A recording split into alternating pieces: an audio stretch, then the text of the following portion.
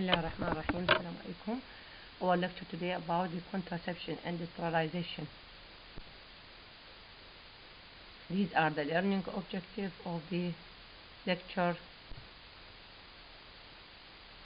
The ideal form of contraception will be 100% effective, completely reversible, and totally free from side effects. Usually no such method exists. We assess the effectiveness of any contraception by using the Pearl Index, which is the number of unwanted pregnancy which occur in 100 women using that method of contraception for 1 year. So the Pearl Index, it is 100 women using a contraception. We assess how many of them get unwanted pregnancy during this year. We call it the Pearl Index.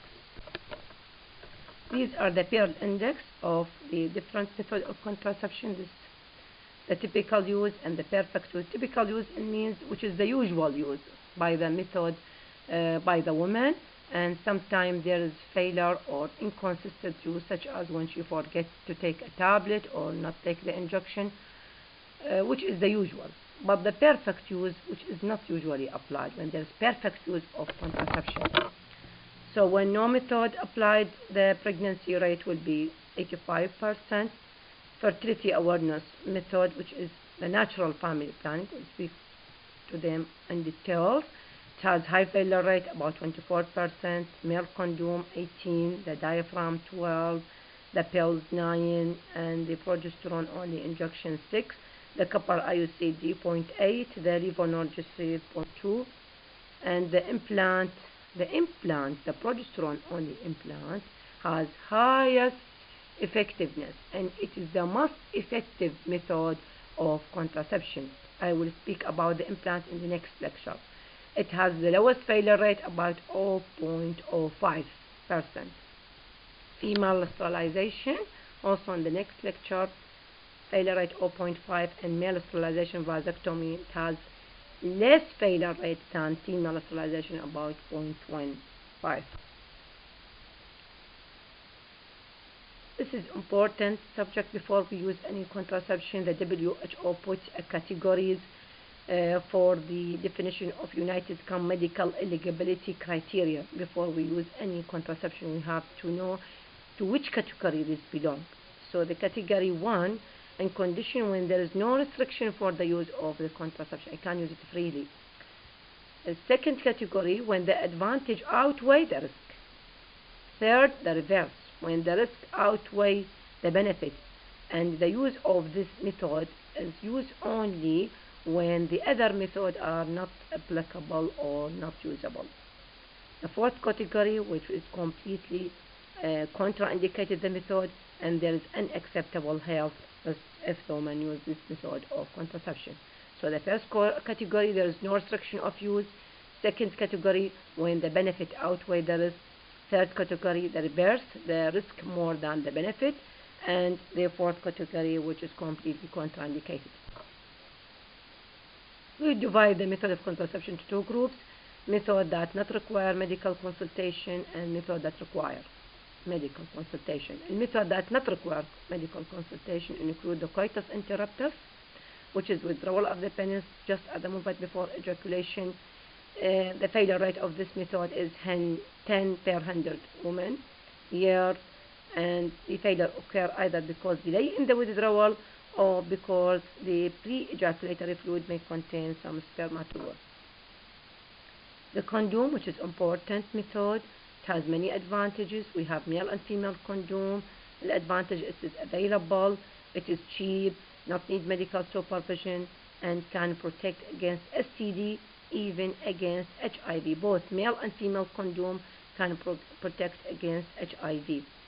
The failure because there is defect or rupture of the sheath during coitus, or because it is not worn in the early phases of the coitus. And recently there is female condom. Fertility awareness method, which is a natural family planning. It depends on the safe period, or we call rhythm, or the calendar period. We have to know where is the fertile period, so that the coitus will be avoided during this fertile period. As we know, in any woman of a 28-day cycle, the ovulation occurs at the mid-cycle at day 14. And the fertile period, usually the sperm, so it is 14 plus minus 2 days. So the fertile period ranges from 12 to 16 days of the cycle. And as we know, the sperm can remain alive in the female genital tract from 3 days up to 7 days. So mostly to 72 hours, the sperm can remain viable, while the ova will remain viable after ovulation for 1 day. So in the range of the fertile period, so these the 12, I will deduce from them 3, so it will become 9, because the sperm can alive for 3 days. إذا راح نقص من 12 3 راح تصير 9 اللي هي بداية الفرتايل period، و16 راح نضيف لها 1 لأنه الأوفا كان remain viable for 1 day after ovulation، ف 16 راح تصير 14 اللي هي نهاية الفرتايل period. إذا الفرتايل period راح تمتد من 9 from the 9 day of the cycle إلى 17 day of the cycle, and these the days that should be abstinence and no coitus during this period. شلون راح نعرف السيف بيريد بعدة طرق من ضمنها الكالندر ميثود. We analyze the women menstrual data in the preceding 6 cycles. فراح نشوف وين الشورتست cycle عندها وين اللونجست cycle. The first day of the fertile period by applying the shortest cycle minus 20 days, and the last day of the fertile period is the longest cycle plus 10 days. مثلا shortest cycle مالتها هي 26، فإذا شو راح يصير 26 minus 20، إذا من day 6 of the cycle راح يصير بداية الفرتايل period. وإذا كانت اللونجر cycle مثلا مالتها 30، فهاي راح نقص منها 10، ف30 ناقص 10 20. إذا الفرتايل period بهاي الميثود راح تكون من يوم 6 إلى يوم 20. This method of contraception is not suitable for women with irregular periods. So the disadvantage, it is not applied to women with irregular periods. It has high failure rate and it needs long period of sexual abstinence. The other method to analyze the fertile period by, we call it the temperature method. As we know, when there is ovulation, there is release of the progesterone. The progesterone is pyrogenic, which will increase the temperature, and the temperature to the coitus will be avoided for 72 hours after the rise of the temperature is from 0.2 to 4.4 degrees centigrade. And the woman records her temperature the first thing in the morning before she take any breakfast. The cervical mucus method, when there is, so in the days before ovulation, when there's the effect of the estrogen, there's increased secretion of clear, slippery, and stretchable cervical mucus.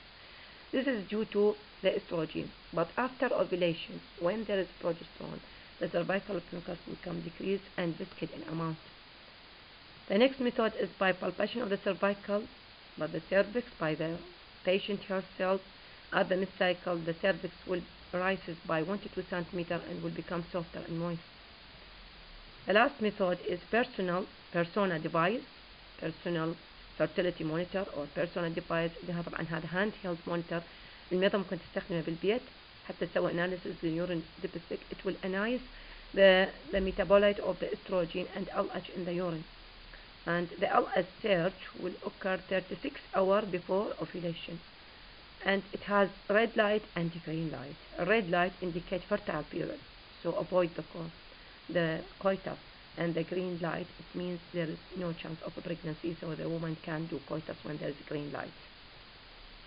As I said, it has high failure rate. This fertility awareness method. Failure rate period index from 20 to 40. The other method is the spermicide. Spermicide, طبعا I cannot use it alone because it has high failure rate and sometimes cause soreness and irritation to the couples. So it is used with other methods, with the mechanical, with the diaphragm or cervical cup or vaginal diaphragm.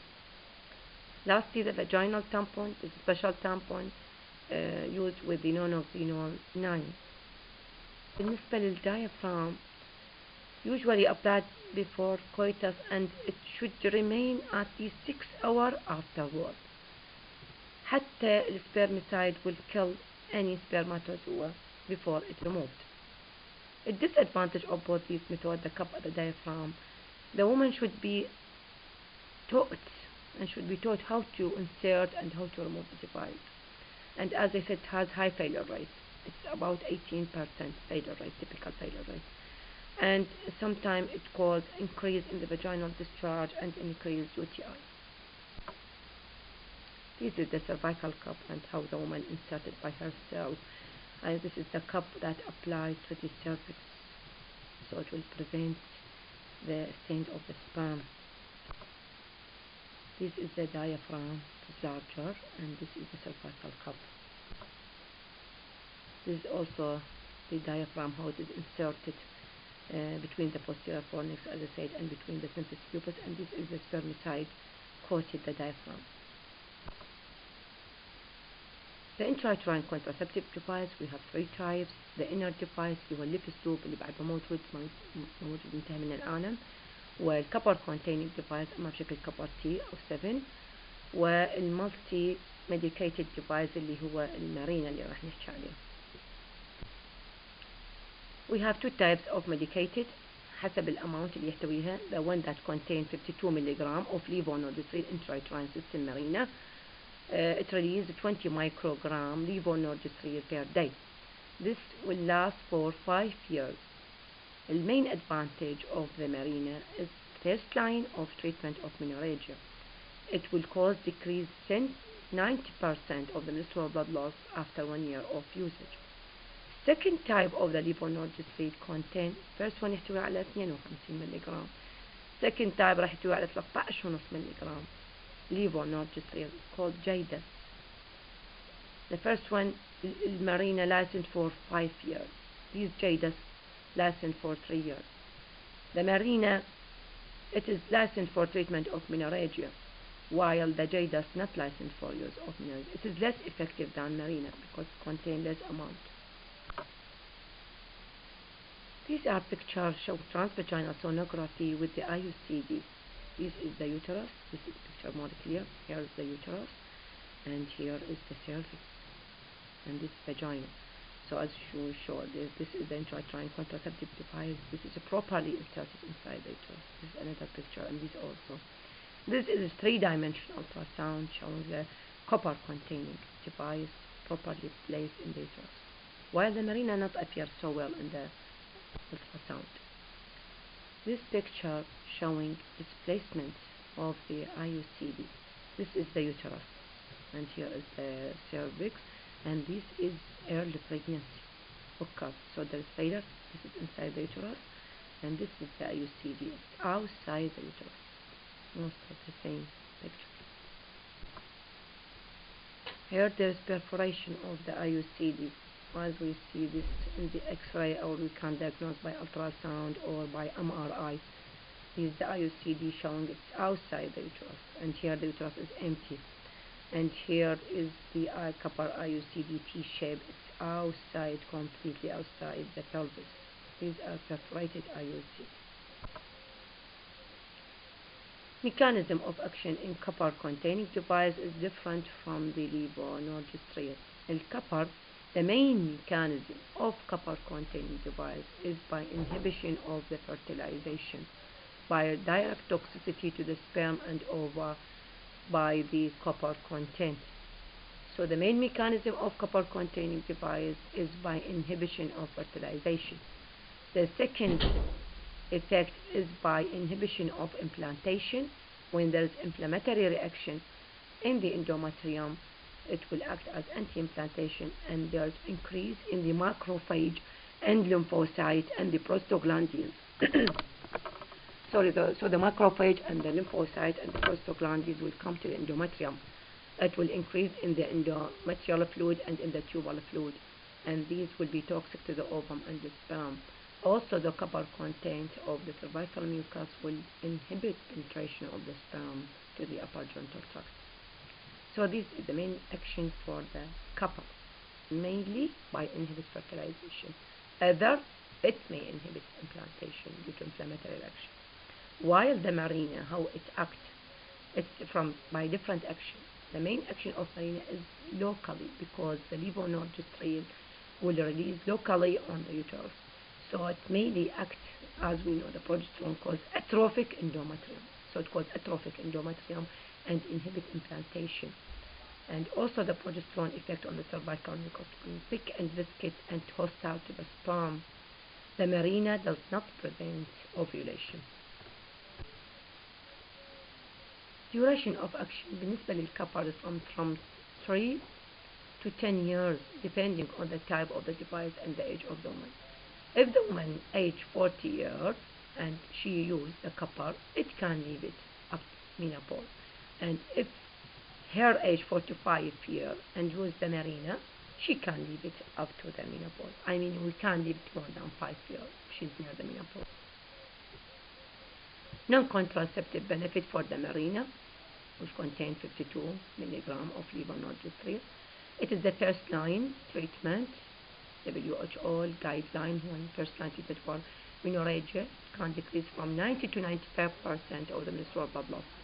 Used also on endometriosis, adenomyosis. It also relieves the dysmenorrhea and can protect the endometrium and relieve the endometrial hyperplasia. Contraindication of the IUCD in case when there is suspicion of a pregnancy, multiple uterine fibroids that distort the cavity of the uterus, congenital abnormality of the uterus, or when there is acute or subacute PID, malignancy of the cervix or of the body of the uterus, or when she have a valvular heart disease because of the risk of infective endocarditis. Other contraindication when there is not diagnosed irregular vaginal bleeding. You have to know, diagnose the cause before you apply. And sometimes there's allergy to it. At which time we insert the IUCD, whether it is Mirena or it is copper. An IUCD can be fitted at any point in the menstrual cycle, provided there is no risk of pregnancy. But it's usually applied in the first 7 days of the cycle because of two causes. Number one, ensure she is not pregnant. And second, at the time of menstruation, the cervix is dilated, so we can insert the device easily and with less discomfort to the woman. After delivery, we can insert the device from 6 to 8 weeks to decrease the risk of expulsion and perforation.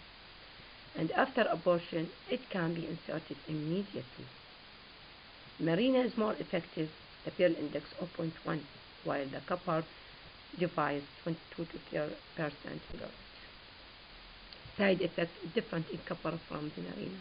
In copper containing device, there's increase, as I said, because there's increased prostaglandins, and these will cause menorrhagia and dysmenorrhea, and sometimes cause irregular vaginal bleeding. In reverse, the Mirena will use in treatment of menorrhagia and decrease by menstrual blood loss by 90 to 95%. The other complication is perforation of the uterus. It usually occurs in the fundus, and at the time of the insertion, incidence 1 in 1,000. We can suspect the perforation when the woman comes for routine follow-up after 4 to 6 weeks.